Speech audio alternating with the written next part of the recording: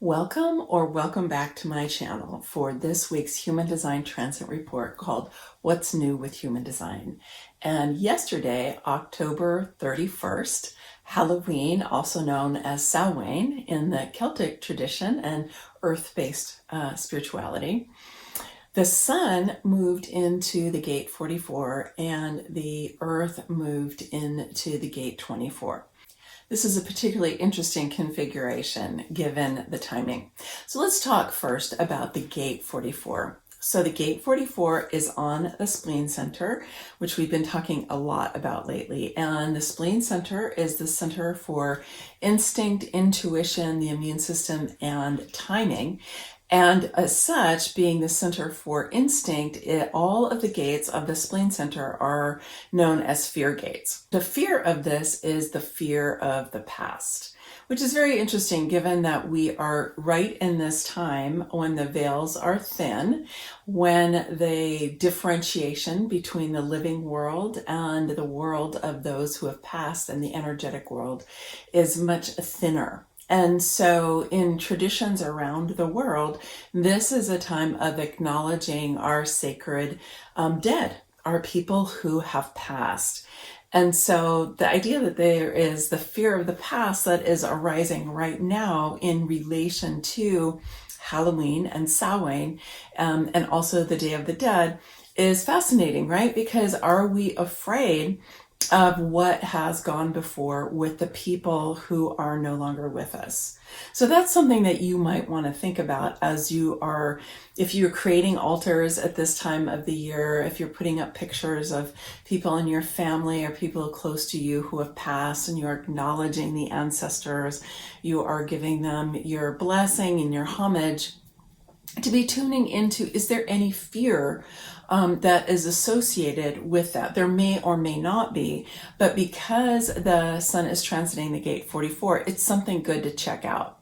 The fear of the past obviously can show up in many different ways, and it is a really important energy to get a hold of, because when we have the fear of something that has happened in the past, or we have the fear that the past is going to recreate itself, what happens is that our consciousness is kind of bound up with things that have happened in the past.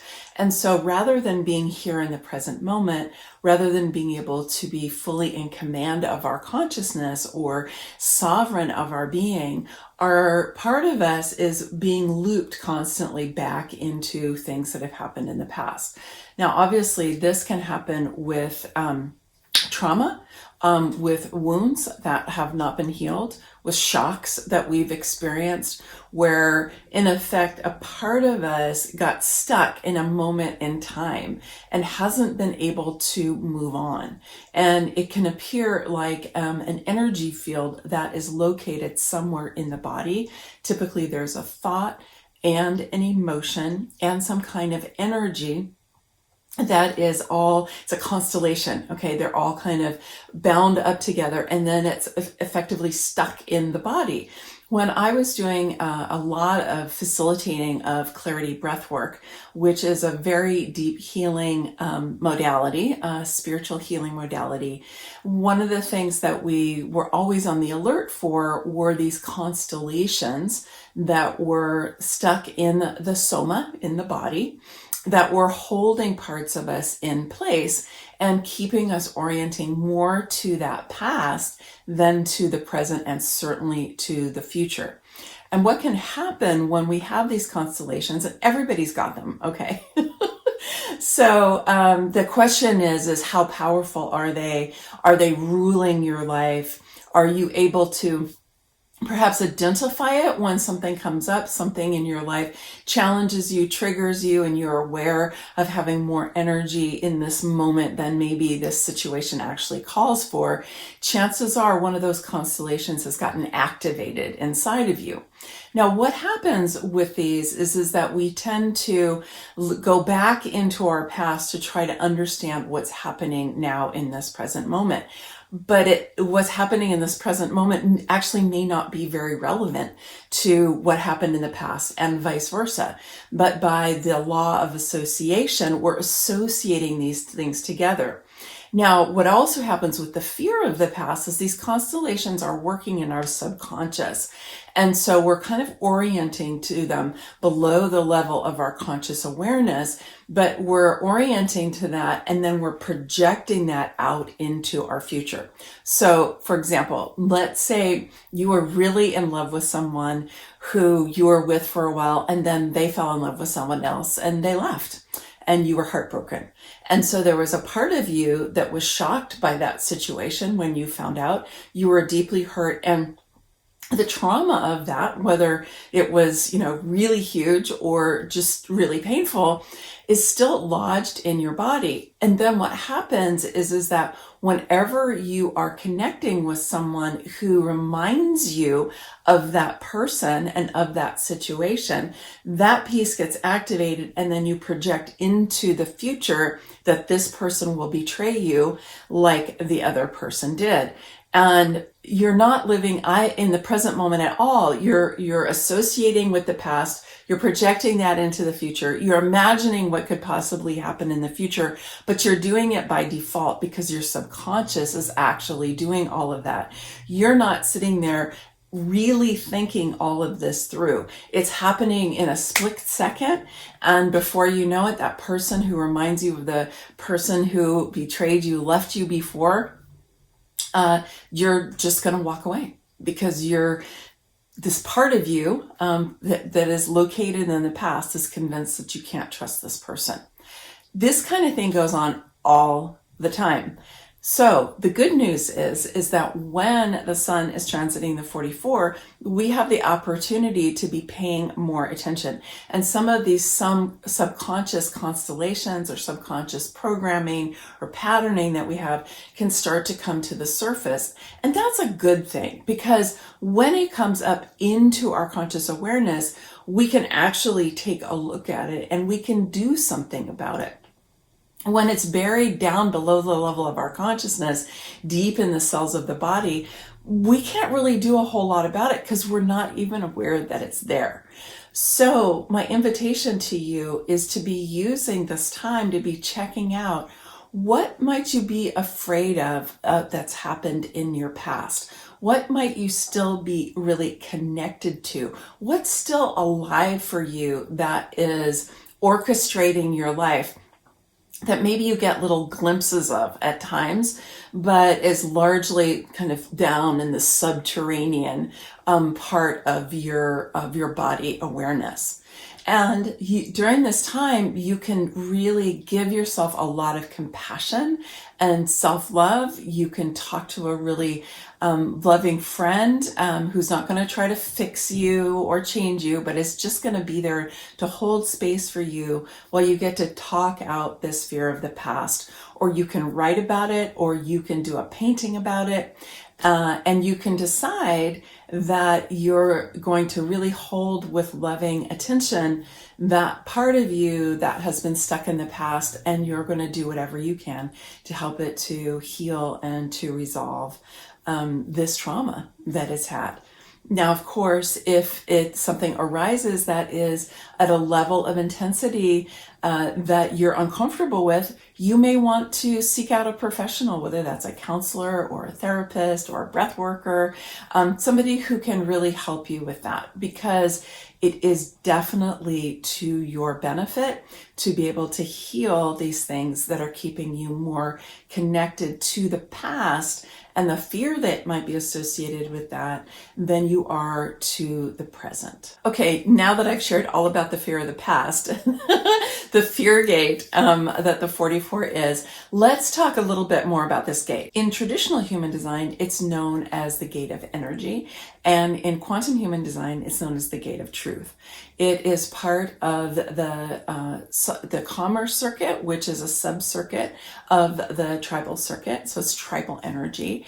And it has to do with, it's interesting. In traditional human design, it gets talked about as the person who lays the groundwork for the sail. And it's kind of like the used cars salesman in the used car lot who is trying to set things up so that you're going to be ready in order to purchase from him. Now, I love that this got renamed as truth, because it is, if this is the case, that we are setting up an environment where we and others can make a decision to want to move forward, to purchase something, to enroll in something, because this is part of the community or the commerce circuit, then we want to do that from a place of deep truth. We want to be in integrity. And in fact, the mate of the 44, which is over on the will center, is the gate 26, which is the gate of integrity.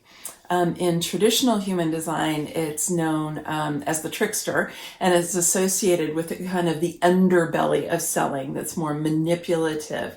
But in its higher expression, which is what it's called in quantum human design, it's called integrity. So if we think of this whole channel here that's usually associated with sales and with commerce, we want to be able to enter into this really from the highest state possible, one of truth, one of integrity, where we're not connected to our fear of the past. We're not connected to past betrayals. We're not trying to manipulate, which is kind of the shadow aspect of any of these energies. So when we try to manipulate and control in order to get power over, we're not doing that because the past is stimulating to believe that we have to operate in that way. We really want to clear all of that out so that we can be in a state of truth and that we can operate with integrity. Also yesterday, the Earth moved into the gate 24. The gate 24 is up here on the ajna, and in traditional human design, it's known as the gate of rationalization, which I've never liked that name. And in quantum human design, it's been renamed as blessings, which I like much more. So the 24 is the mate of the 61. The 61 is on the head, and these are right at the beginning of the knowing circuit. The knowing circuit is the largest sub-circuit in the human design chart. It's individual circuitry. It's here to be different, to bring change, to be mutative. It's where our evolutionary impulse lies, is in the individual circuitry. And the knowing circuit is a huge part of that, because the knowing circuit brings in insights, inspirations, epiphanies, absolutely breakthrough, mind-boggling possibilities and potentials.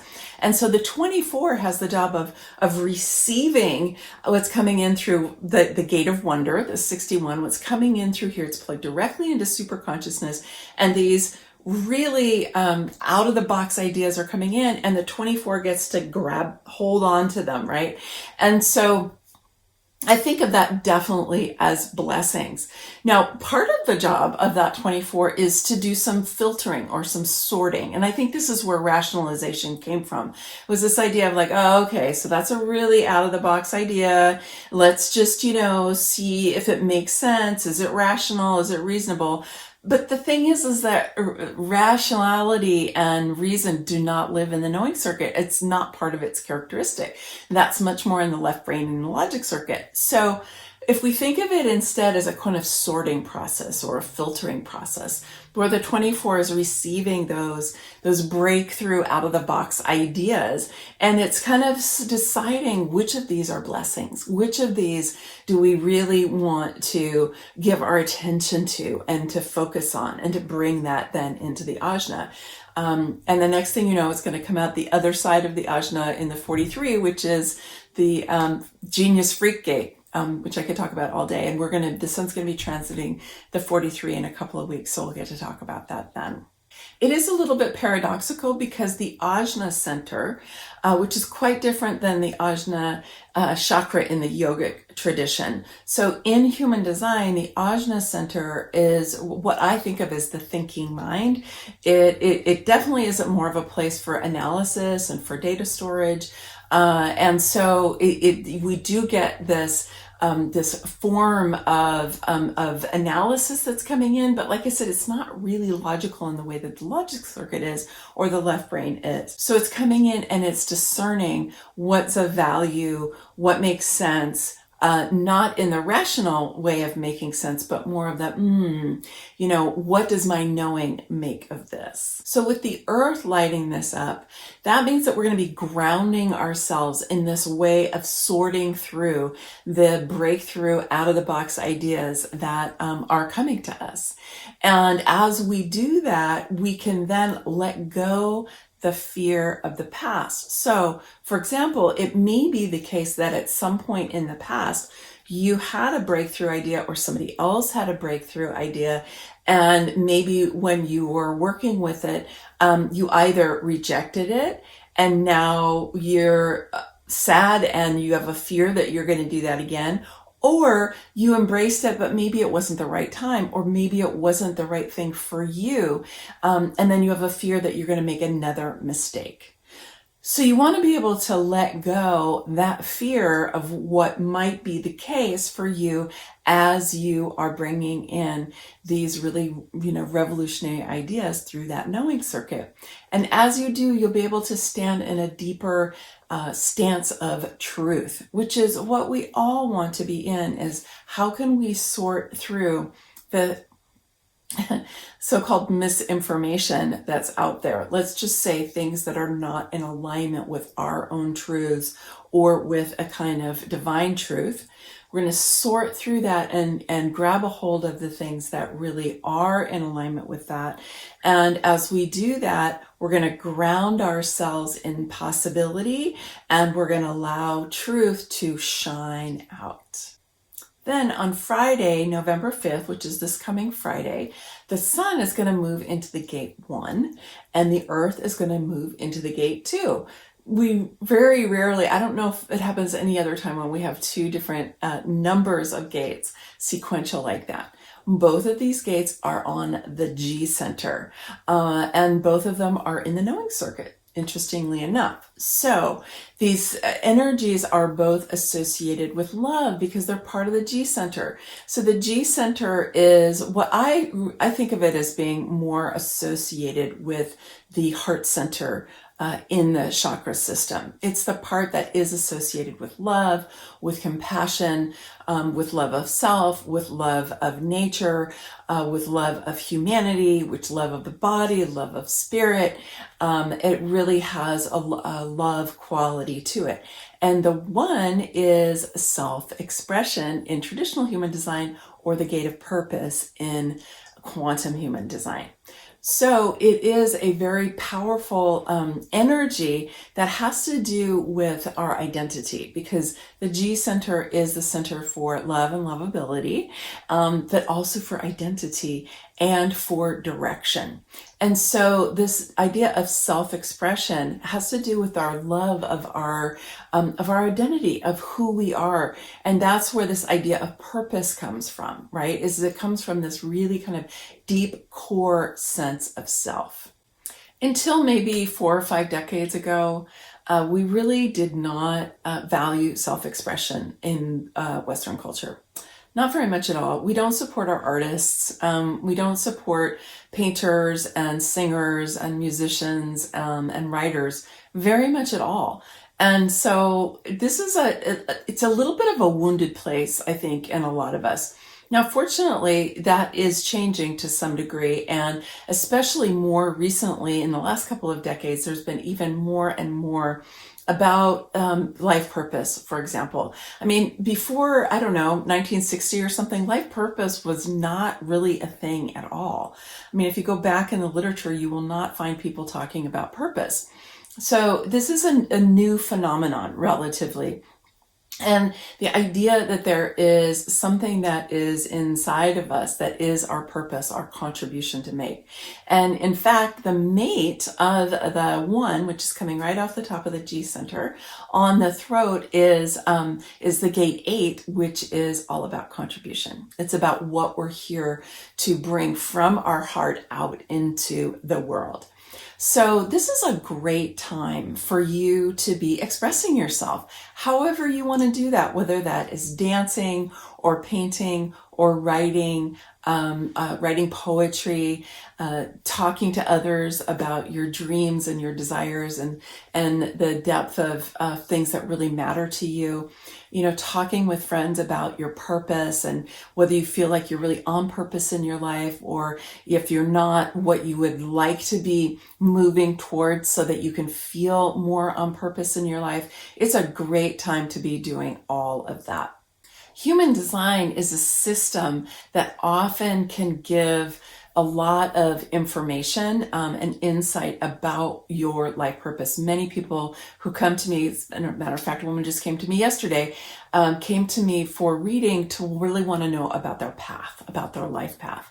And so in a broader sense, human design can provide insights about your purpose and about your life path. It's not going to tell you exactly what kind of job to have or anything like that, but it can give you some directions, and it can also peel away some of the conditioning that you've had that would be preventing you from being able to express some of your purpose. So for this woman that I just did a reading for example, she came to me to talk about her path. And I pointed out to her pretty early on, I said, you have three of the leadership gates, the three main leadership gates defined in your chart.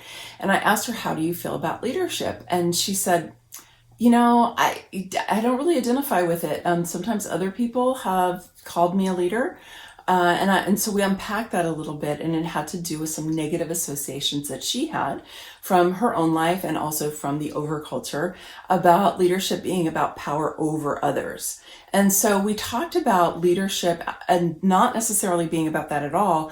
And that now is a time in our culture where we're developing new forms of leadership. And in fact, my pillars of sovereignty, which if you don't know about that, you could go and watch this video right here to find out about the 8 pillars of feminine sovereignty.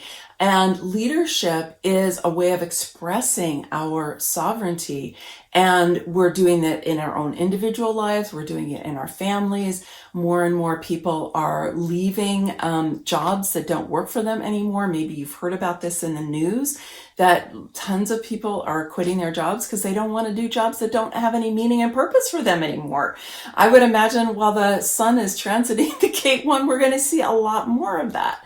So in that situation, we need to take leadership in our lives in order to live more in alignment with our purpose and to create lives that support us to be able to express ourselves and to provide the contribution that we came here to make and to be able to truly be sovereign of our lives.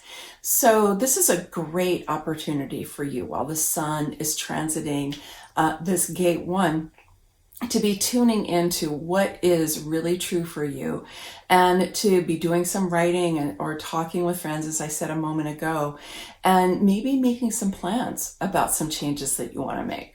Now, the gate 2, where the Earth is going to be moving into on Friday, is also on the G center. It's in the bottom of the G center, and it is all about allowing. So the name in quantum human design is called allowing. The traditional human design name is the keeper of the keys, which comes from the I Ching, which all of the gates in the human design chart come from the I Ching. And that has to do with the receptivity of the gate 2. The gate 2 is receiving the benefit, the money, the resources that's coming up from the sacral, from the gate 14 that's coming off the sacral, which is designed to be creating wealth through work, not through working hard or burning out or any of that, but just the ability to create wealth through work. And then the 2 is going to receive that up into the heart. And a lot of that has to do with our ability to allow. I know for me, I have this defined in my chart, and I've talked to many women in particular, where we have some challenges with really receiving and allowing in. We've been so conditioned to provide, to care for, to give, and to overgive, and not so much to receive. Some of that has to do with the ways that we have had energy come towards us, often from men, but not always, in ways that we did not want to allow. right? And if we were young people and we were not in an empowered position where we got to say no, then the only way that we got to say no was on the inside, because we may not have had command over our physical body. And so that can happen in, large ways and small ways. And it also has happened for women historically, where we haven't had command over our own bodies. We haven't been sovereign of our bodies. I mean, really not that long ago, women basically belonged to their fathers until they belonged to their husbands, or to their sons or their brothers. I mean, literally. So this is something that's kind of embedded in the cells of our bodies and in our epigenetics. And so we sometimes need to do some extra, inner work and loving of ourselves and clearing out this old energy, fear of the past that we might have been carrying with us that was activated, just in the most recent transit from the 44.